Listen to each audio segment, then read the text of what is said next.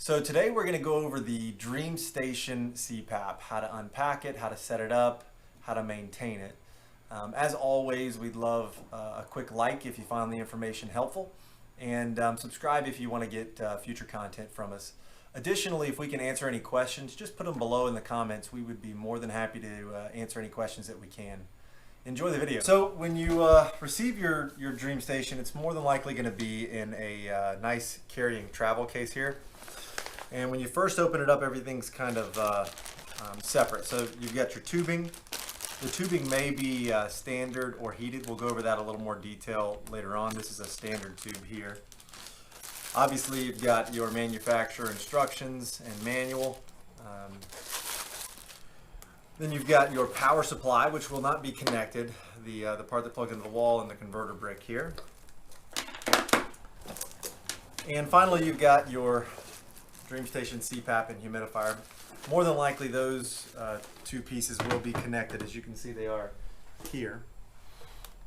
The first thing you're going to do is power up the unit. To do that, we're going to connect our power supply and grab the end that plugs to the machine. On the side over here, you see there's a little green connection that matches up with the green port. Pop it in there, and then obviously we'll connect it to the wall electricity here.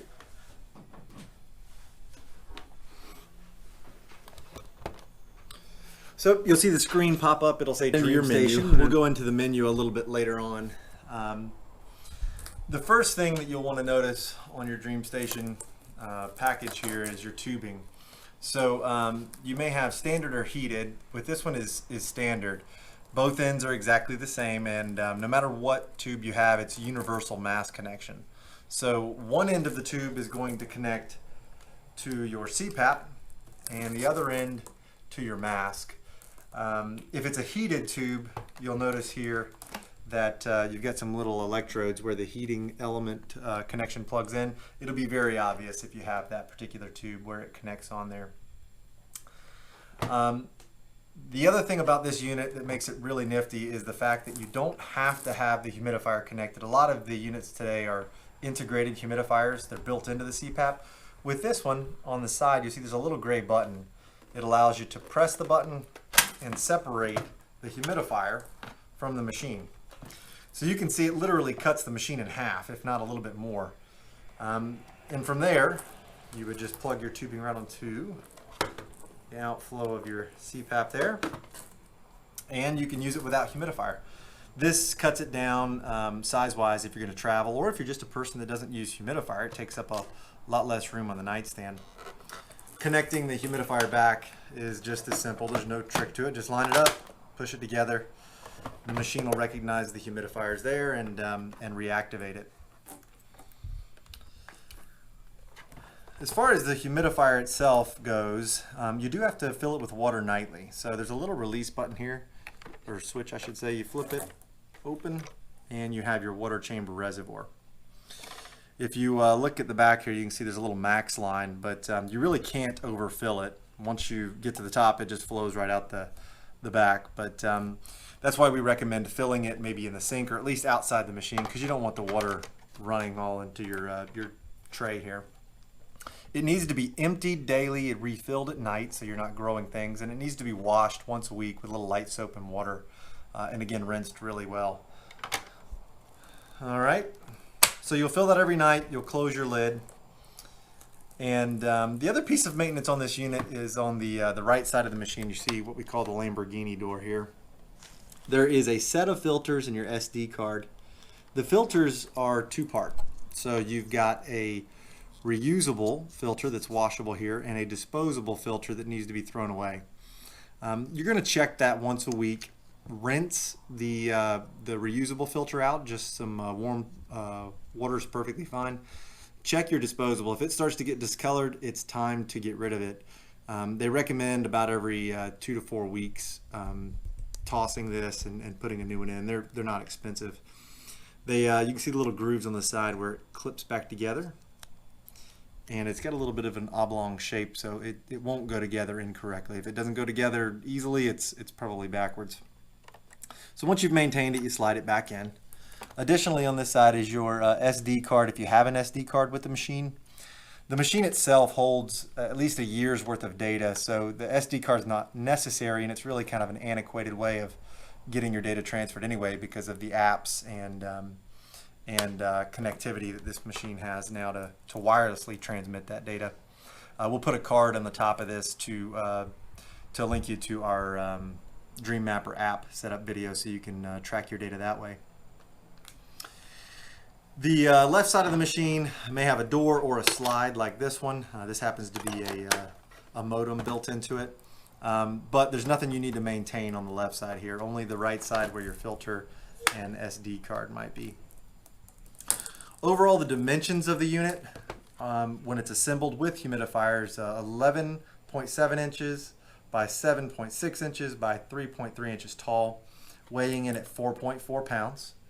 If you take the humidifier loose, you're looking at 7.6 inches again, obviously, by 6.2 by 3.3, and a weight of only 2.9 pounds.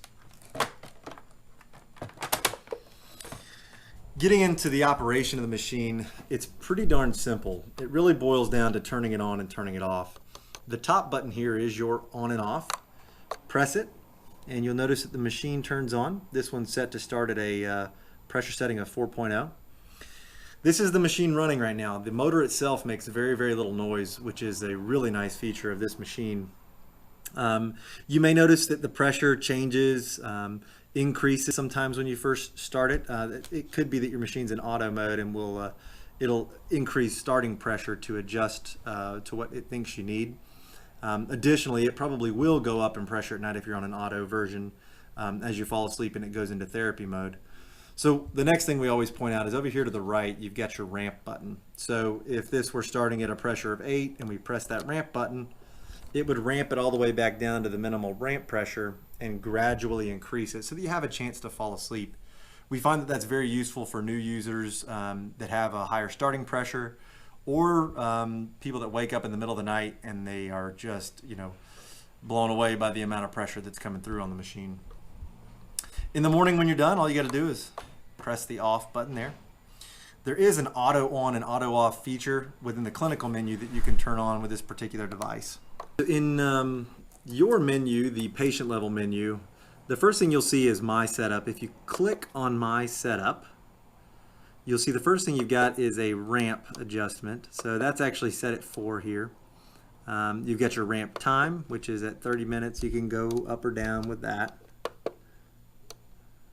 You've got your tube type. It comes with the slim 15 millimeter tubing, but that can also be adjusted to 22 if you were to switch, and does need to be adjusted if you get the thicker diameter tube. You can do a mask fitting check to make sure that the mask is fitting properly. All you would do is put your mask on and then click go here. It'll show that your modem is on. If you wanted to disable the modem inside, you could do that. This will show that your Bluetooth is on. You could also disable that if you wanted to, but keep in mind it won't provide any connectivity. You can set your time, and then back to the main menu. Scrolling over in the main menu is the My Info. This is going to give you a little review of how things are going for the past day, 7 days, and 30 days as far as your therapy hours go.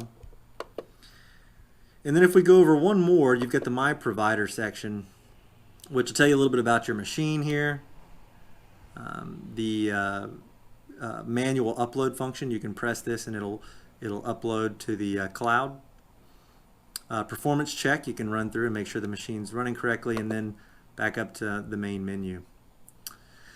The other setting that you'll control in this machine, I recommend doing only when the machine is running, and that's your humidifier. So if you turn the machine on, you'll notice in the bottom right there's a little 3 with some wavy lines, and if I turn this dial on the side here, to the right will increase that, to the left will decrease it.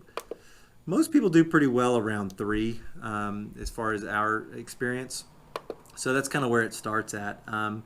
You may also see a number up in the top right with a little tube. If you had a heated tube connected, you'll see that number as well. You can toggle back and forth between the two, select it, and make the adjustments that you'd like to increase tube temperature or to increase humidity for your comfort.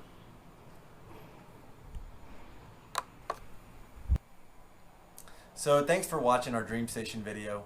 We'd be happy to answer any questions in the comments below. So feel free to shoot them to us. And again, thanks for watching us here at CPAP My Way.